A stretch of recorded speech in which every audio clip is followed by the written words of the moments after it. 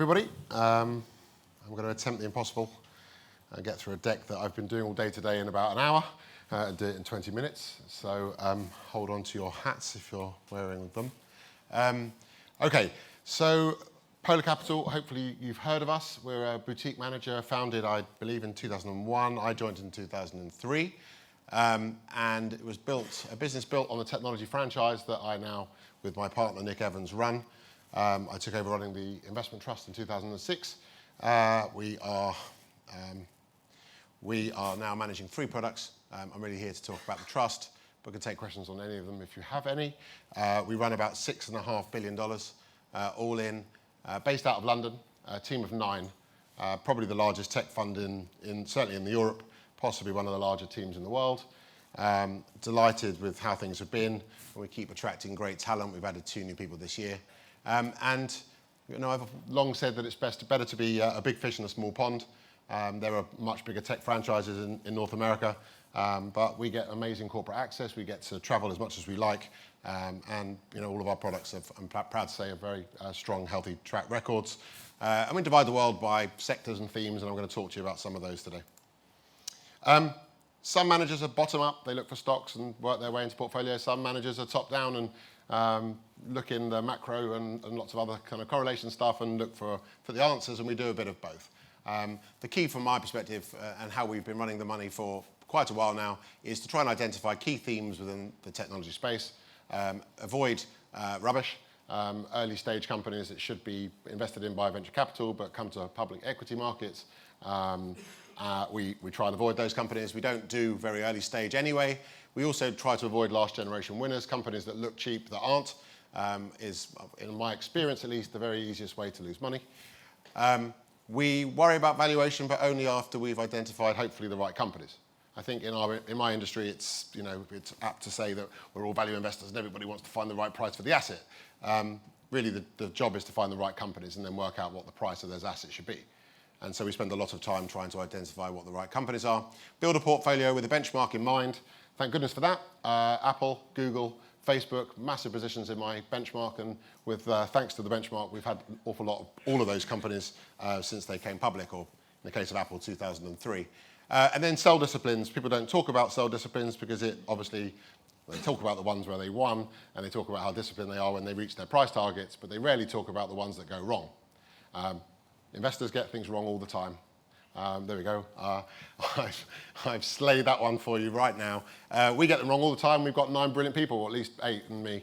And so the question when you get them wrong is to make sure if you're going to panic early is one of my favorite investment maxims. And so understanding how change occurs, understanding that within the technology industry, things don't mean revert. Nobody woke up this morning and thought, I'm going to use Yahoo to search for something. That just hasn't happened anywhere today. And so lack of mean reversion means it's really difficult to get your money back when you get things wrong. We try to sell and move on.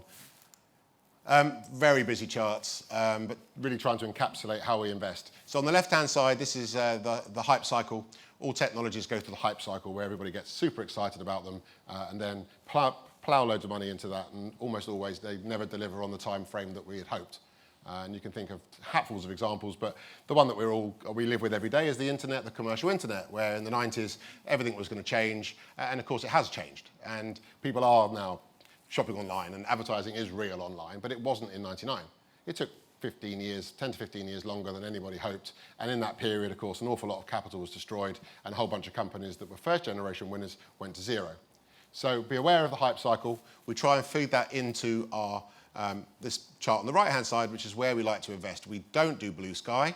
That's the hype cycle. We leave that to venture capital people that can get one right in 20 and make enough money to cover the other 19. That's not how we run money. On the right-hand side is the kind of the end of a life cycle of a company where, with the best will in the world, you've sold all the PCs you're going to sell. You've sold all the smartphones you're going to sell. You're the best PC maker in the world. You're Dell. And at that point, it's really difficult to keep growing. So rather than put your hand up in the air and say, we're done, we can't grow anymore, what you do instead is take all the free cash flow that you generate and you plow it into M&A to kind of keep this facade of growth going. And it's value destructing or destroying, in our opinion. We leave that to somebody else. We don't invest there. What we try to do is focus on this orange band or orange box where companies look expensive because they're being modeled in a linear way. Everyone likes a spreadsheet that just says grow the revenue line at 20% and let's see how this company looks in 5 years' time. But that's not how human beings are. When we bought smartphones, we all did it pretty much in a 3-year window. That's how it works. There's flat panel televisions, black and white televisions, to colour. Every major technology transition that I can think of occurs in this way. We're herding animals. And so when Google came public, just to put a real world example on this, the company came public on a forward PE of 80 times. And for those that recall, 2 guys that were running the business, still are, gave an interview that perhaps they shouldn't to Playboy the week before they came public. They couldn't get the deal done. They shrunk the deal size. It traded at 80 times forward earnings. Who would buy that? I bought it. That's why I'm telling you the story. But the real part of the story is that company didn't obviously trade ever at 80 times earnings. That company today, when it was valued at 23 billion as an IPO, now has over 110 billion on its balance sheet in net cash. And if you extrapolate forward what the company earns, okay, so the company is earning more than its market cap was, of course. So the PE of the company was a PE of 1. Now, again, I'm cherry picking. There are lots of examples like that don't work. But the point I'm trying to make is that ultimately money flows from the controversial to the obvious, and we try to make hay in that orange box. In the real world, AirPods, you see these white things in people's ears. All the cool people that have them now. That's because we're in that little bit of the S-curve. 2 or 3 years ago, nobody would wear these things because you look like a Burke. But after you've sold 40 million of them, it's okay to wear them. And now we're moving up in the S-curve, and there'll be 100 million of these things sold in a couple of years' time, according to analysts. We're really in that S-curve. And look at how cash in society is going. And Hemingway talked about going bankrupt slowly and then fast, and that's exactly how change occurs when you're on the wrong side of history. So cash is dwindling, and then one day you go to the pub, and the pub says, no cash. And you go, sorry? No cash, we don't want your cash. And that's what happens. Now, each year, analysts have modelled a linear decline because it's very easy to model linear. You just pull the cells across on your spreadsheet, and that's how it goes. But that's not how life goes, and that's why we don't do value investing in tech. Quickly on the bull market, it's long. Everybody wants it to end, always calling for the end of it. No one really talks about how muted the growth has been. This is an unusual cycle. Labour hasn't participated, yields are at lows. The lack of inflation means that we're in this very privileged place where policymakers actually care about the value of risk assets. Awesome. And that's been really true now for the last 10 years. On the right-hand side is a chart that shows how value has hugely underperformed growth. You'll read about this all the time, particularly from value managers who bemoan the fact that they've been on the wrong side of a trade for a very long time. I understand their angst because I was on the wrong side of it for a while myself. Going back in that chart, you can see from 2000 to 2009. What they don't show you is that since 2007, really, ex-technology, there's been almost no earnings progress made by global equities, ex-technology. That's not to say that you can't make money in Chinese equities or Chinese income or in healthcare. It's just that most of the goodness came to my sector. And so, without wanting to tempt fate, and I probably am tempting fate, this has been very much a technology cycle where most of the earnings growth has come to tech. And on the other side of the coin, there's been huge amounts of disruption to traditional industry. Not all, but much caused by technology companies. You know that. This is not a bubble. This is a bubble. This is the S&P trading at 50 times earnings in 1999, at a time when I was being asked to run onto stages to music in Asia because all people wanted to buy was tech companies. And the trust that I didn't run, but run today, traded briefly in the 10-15% premium range. So today we trade on a 6 discount. And this bull market feels turgid. And no one's partying like it's 1999, despite what you read in the papers. The tech sector trades on 1.2, 1.12 times the market multiple. We're the only sector in the US economy, in the US market, with net cash. We haven't been using buybacks and financial engineering to artificially drive earnings growth. Our companies have been driving growth because they've been driving it at the top line. And that's, again, not a bubble. Now, internet stocks on the left-hand side are trading at EV/EBITDA multiples that they traded at 6 years ago. Facebook, despite the fact that it still grows at top line in excess of 20%, has two of the best internet properties in the world, Instagram and WhatsApp, trades on a forward PE multiple less than Unilever. Rare and beautiful indeed. So internet stocks looking pretty attractive, but regulatory risk, people talking about breaking them up, things that I suspect are unlikely to ultimately transpire. I studied history at university, which is not necessarily the most obvious subject to end up being a tech investor. But what I did learn, amongst other things, was that most of the time in history, nothing happens. And so, as investors, we over-index. Oh my God, the end of the world, let's get some boards and put them on. And most of the time, it's not the end of the world. It's sort of still spinning, and that's great. So if they keep spinning, my stocks are cheap. Google trades not far off a market multiple, with, as I said before, 100 billion of net cash, which gives you wiggle room, really, and some. The software space is expensive. There's a reason for that. It's growing like Billio. Companies are trying to reinvent themselves, look like Amazon, look like Revolut, look like all the companies that young people go to all the time. And it costs money, and when you want to do that, you have to spend money on software. So the companies are doing really well. The stocks have been revalued. I get slightly uncomfortable when I see charts like that, so we sell some.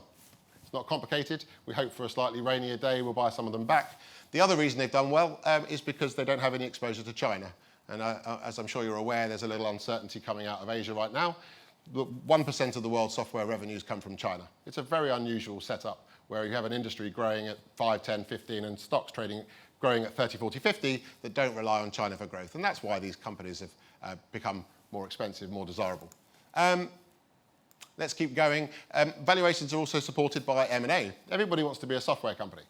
This is a world where interest rates are near zero, and there are businesses out there that have this wonderful recurring revenue model where effectively you do, if you're a Netflix customer, you'll know all about it. You sign up for something at $5.99, you look back in 5 years and you find out you've been paying $11.99, and it's because you didn't look at your direct debit.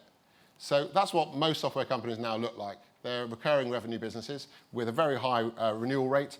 Most of the really good ones have got renewal rates above 100% because they'll sell you something else.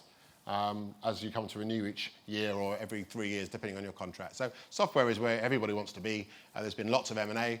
And also, software is what enables you to kind of digitally transform. We can talk about this in a minute, but 2/3 of companies are scared senseless that Google is coming, Amazon is coming, and they're right to be scared senseless because they are coming.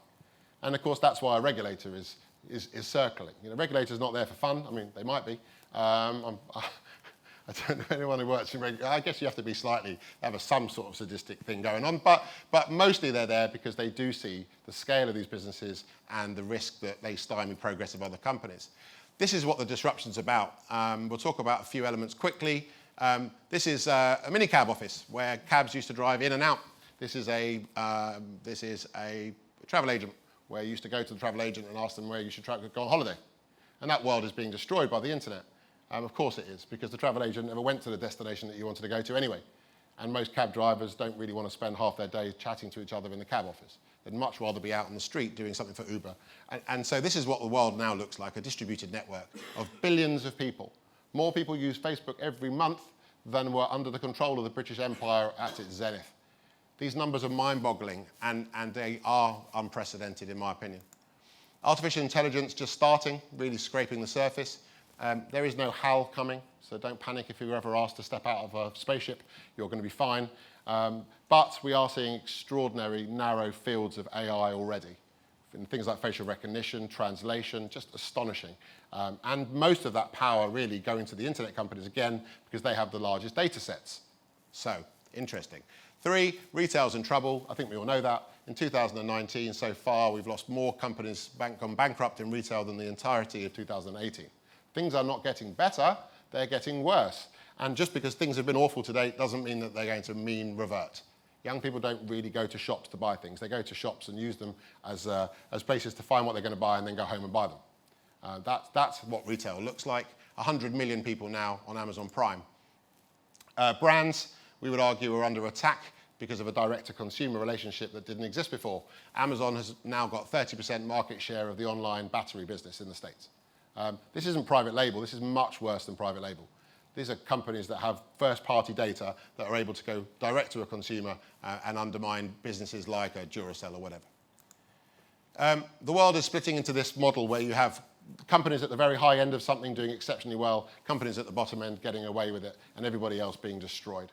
And it really does feel like that. The middle, in every sense, really, in politics and economics, in markets, this polarization occurring everywhere. Content becoming less valuable. I'm watching things on Netflix that I never imagined I would watch. Scandinavian documentaries dubbed into English. Who knew I would be watching that in 2019? But there we are. You press a button on the phone. It turns out that a lot of people think it's great. It actually is great. It turns out the algorithms on Netflix know more about me than my wife. She certainly feels the same way. And we see just disruption everywhere. Video, children, if you give them a chance to watch TV, they're not watching linear television, they're on YouTube. I thought that on YouTube it was just videos about how to change a spare tire on a bike. Turns out that there are people with millions of followers. I actually did know that, it was just a joke.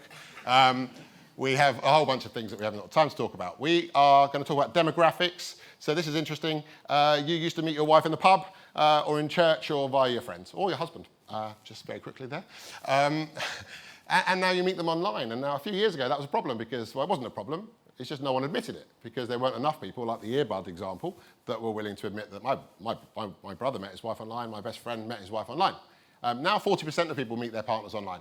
So you can just admit it, yay, I met my wife online. People are being disintermediated, friendships being disintermediated, and the youngest generation, Generation Z, spend 10 hours a day on their smartphones. So if you're trying to understand where the disruption's coming from, it's because they're on their smartphones and they feel physically ill when they're separated from their smartphones, and they have an attention span of 8 seconds, which is why I taught this fast. It's the only way I can keep my kids' attention. We have lots of themes in our portfolio that 4 minutes is not going to do justice to. So I'm going to flick through those slides. I'm going to tell you about online advertising. Yes, this is interesting because everyone thinks that it's already done because Facebook and Google are already doing billions of dollars and internet already accounts for 50% of the world's advertising. So surely we should just bugger off and take our gains. But the reality is that 50% of the market is still on things like radio and newspapers. And ask yourself, when was the last time you were on a bus and you saw a young person reading a newspaper? If you see someone reading a newspaper that's young, they're up to something. They're clearly not reading the newspaper. So there's 50% of a market that needs to be disrupted still, and more markets emerging. So you realise that Google isn't just selling advertising. Google is replacing the need for salespeople. Got a couple of polar salespeople here at the back, so I hope they're not feeling nervous, but I think one of them's moving in his seat a bit. Lots of businesses doing very well because they're on the right side of this demographic change. E-commerce, amazing. Here we are, what are we, 24 years after Netscape came public, and we're still only 14% of retail sales online. That's amazing. No wonder, Amazon is one of our biggest active bets. No wonder we love Alibaba. No wonder we want to be in these companies because we're really still scraping, well, not scraping, but we're still in the early stages. And mobile is, of course, changing everything. And it wasn't long ago that people said, I don't really want to feel safe using my mobile phone to buy things. They used to do their research on the bus and then go to the office, and then they would do their buying on desktop. It wasn't that long ago that people were very nervous that mobile would kill Facebook. And now nobody does Facebook on the desktop anymore, and increasingly all of the growth in e-commerce is coming on the mobile phone. And that's because we're making it easier to do that. We're making payment invisible. We're delivering things to your home in 20-minute delivery windows. Let's keep going. The data economy, we store tons of data. Sorry, I'll take that back. We generate tons of data. I think in 1 year, or 1 or 2 days, I think it is, we create more data than the world has ever had before, blah, blah, blah. We don't store any of it. We don't know what to do with it. We don't know how to process it cheaply. That's going to change. One single autonomous vehicle will generate equivalent to 3,000 people's worth of data a day. This is how we expect to play this part of the portfolio in semiconductors, cloud, companies that help you process data, and ultimately the cloud companies today are, we think, some of the best ways of playing that. The cloud is 20% of computing in the world today. It's going to, I think, 80 or 90. Again, not easy to play in the portfolio, but we've owned Amazon for a long time. Microsoft is our largest holding. I never thought Microsoft would be our largest holding. I thought this company was on the wrong side of the cloud move. They did everything right, and now are dominant in a core application that everybody needs, but also a very strong number 2 in public cloud computing. Software is eating the world because we need to change the way that we interface with people. If youngsters are only on their phone 10 hours a day, you better be selling stuff on your phone to them. And so you need an interface that they can understand. And if they've only got 8 seconds, then it better be intuitive. So companies are trying to rebuild their apps at a rapid knot. And then having done that, they then need to rebuild the innards of their business in order to be able to make decisions quickly based on data. What's the point of having machine learning? What's the point of knowing that it's going to rain tomorrow if you can't sell some umbrellas? So I need to rebuild my business, and I need it to operate in a much faster cadence. I don't have time to talk about digital. Robotics, nice little story that sits at the periphery of our portfolio. Over time, it will be a great story. We play it mostly in Japan. 5G, the edge is becoming more important. If you're going to drive millions of cars around, and I think ultimately we will, they're going to need to communicate with the edge of a network. And that means 5G, and there's a few plays in our portfolio across the world. Apple very quickly. I bought it in 2003. I wish I hadn't sold a single share of it, but I did. We still have it in the portfolio. This is a very special company. It has a special audience. It gets away with selling products at prices that no other company on earth gets away with. I'm quite excited about when I come home from here, because my new one's waiting for me at the office, because the wife will kill me if I delivered it at home. I'm hoping that I can sneak it into a black case and she'll never know it was the new one. We're slightly hoping that Apple's a great business, but we're hoping that 5G could act as a catalyst for an upgrade cycle. 2020, we should see 5G handsets from Apple. Lots of emerging themes. I've run out of time, obviously. The point about emerging themes are that when you invest in the trust or something like ours, you want to know that we've got the next wave of themes covered. And so we typically don't get involved in these things. We're just doing the work. And hopefully we're ready to get involved when they're good to go. Ultimately, I think the biggest and most important emerging theme will be autonomous vehicles. These cars are not used. They sit on driveways. They're utilised 4% of the time, and ultimately humans are responsible for all the road deaths. And at some point, someone's going to work that out. And at which point, we're going to be legislated off the road. Of course we are. People are nodding. I hope they're not, because they've had an accident recently. But anyway, this is going to be an amazing place for us to invest when it's ready, but we're probably still 10 years away, realistically. With that, I better shut up. Thank you all very much for your time.